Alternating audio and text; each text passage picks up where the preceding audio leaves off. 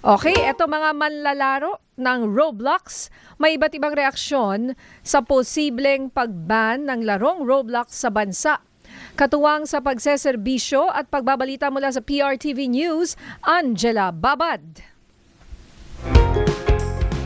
Ninya, hindi ang mismong larong Roblox ang problema. Ito ang pananaw ng manlalaro na si Jetro Padernos, 20 years old college student na 9 na taon nang naglalaro ng naturang online game. Sa 9 na taong ito, aminado siyang iba't ibang edad ang kanyang nakakasalamuha, mula 13 taong gulang hanggang sa mga nasa edad 30. Pero ang dahilan kung bakit hindi dapat iba ng Roblox, anya, ay dahil nakakatulong ito sa imahinasyon ng mga manlalaro. Napansin din niya sa kanyang mga nakababatang kapatid na nahahasa ang kakayahan ng mga ito sa pagsasalita ng Ingles. Bukod pa rito, nagiging daan din ng Roblox para pagkakitaan. Mistula raw itong starter platform para sa mga gustong matuto ng IT skills gaya ng game development.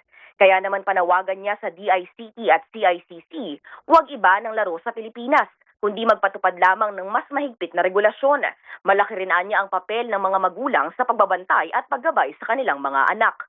Ako si Angela Babad para sa PRTV News.